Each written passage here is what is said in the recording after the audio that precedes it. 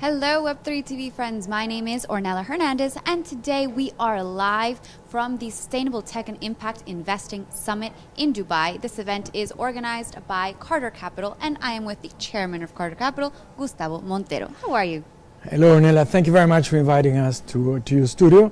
Yes, we're very happy to organize this event. We're doing great. Yes, that's right. You have been to our studio many times and now we are at one of your events, so I'd like to learn more about it. If you could tell our viewers why you decided to host the Sustainable Tech and Impact Investing event. Yeah, that's great. So we're just about to start the COP28 event in Dubai, and in discussions with the Swiss Business Council and the Swiss Embassy, our company Carter Capital came to the idea that it was logic to organize a business and sustainability event around that theme here at the Palace Hotel downtown, and that's what we're doing.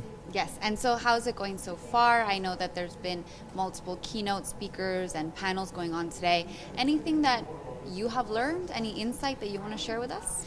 Yes, well, we learn all the time, really. This business of technology and the environment is moving all the time. So perhaps a couple of things. We have seen a fantastic project done by Carter Capital where they're tokenizing a lithium mine and a gold mine in Chile, which is going to be probably put in the market within the next 9 to 12 months. We've seen QuantoPay, a neobank, which is probably a direct competitor of Revolut right now, that has just raised $150 million last week. Yes. So they announced it here. We spoke to Pablo earlier. Yeah, you spoke to Pablo, great. That's fantastic. And we have launched a couple of initiatives.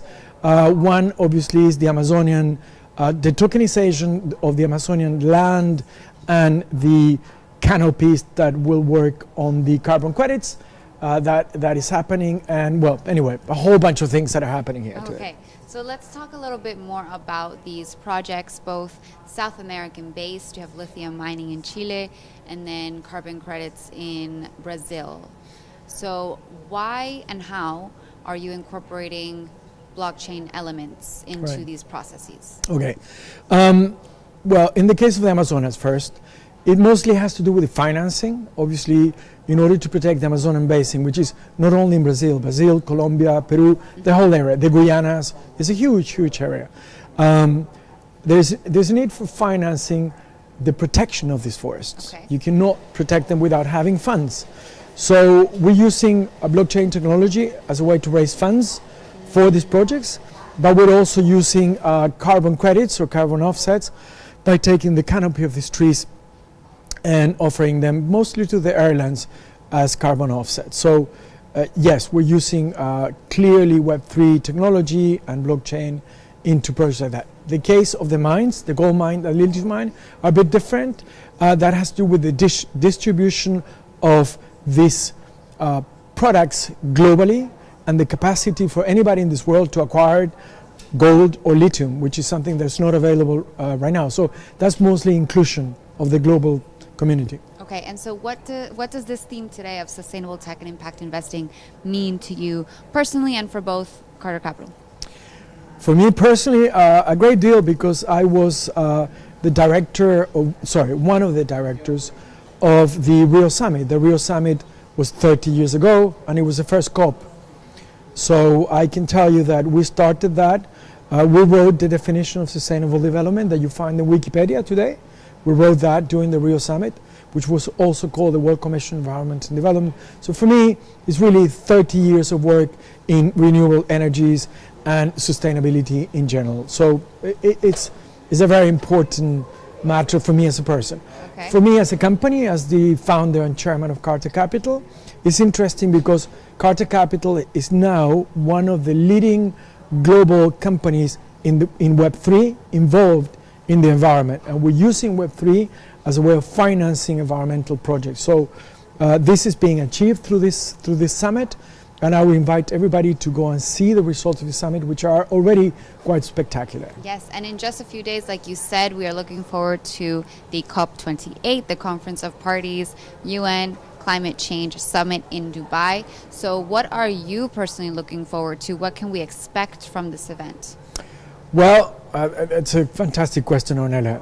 Not easy to answer, to be honest, because as we all know, there have been several COPs without results. Except Right. that now we're in a situation, I would say, without material result. There's always results. Well, there's but- promises yeah. and talk. But we are now in a situation where we're against the wall as this world. So we have to do something. So I expect some very tough, good decisions by governments, by the UN, by the private sector into what we're going to do concretely for this environment that we have been destroying for so many years. So I'm expecting concrete results from this COP. This, in my opinion, is the last one we have.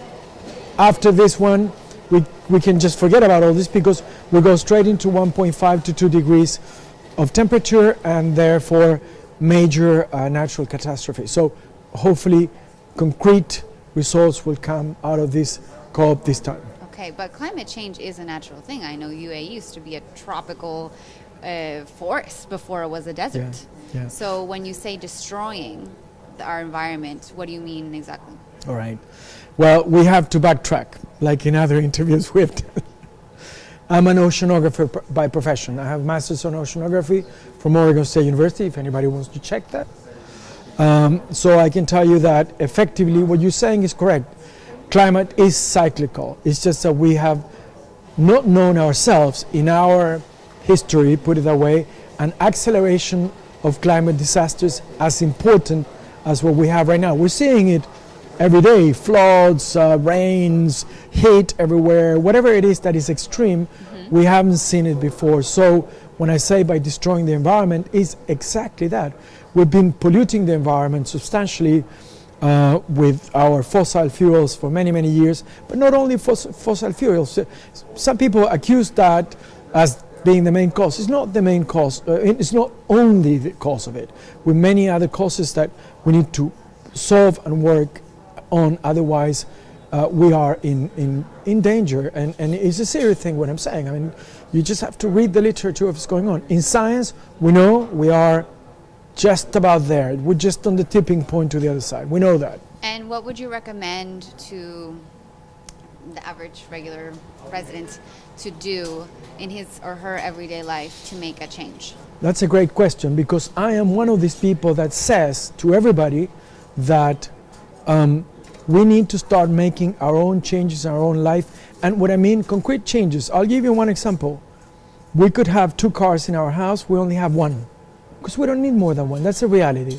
I myself, here in Dubai, for people that know me, have seen me, I go around in an electric scooter on the metro. I use the metro a lot. So I use public transport. Those are small things, but just picture for a minute, if everybody in this world was just going to do that. Listen, have only 1 car and go around in an electric scooter whenever you can. You can imagine the amount of savings we'll have. So I think everybody can have and make a change in this life. And I think that if we come up to some sort of solution to the problem we have, it's going to be because of a collective, personal, individual effort. Okay, a collective effort. Well, thank you so much for your time today, Gustavo. Thank you, Ornella. Pleasure being with you, as always. Thank you. Always. Yes, and everyone, please stay tuned for more interviews that I will be doing here at the Sustainable Tech and Impact Investing Summit in Dubai.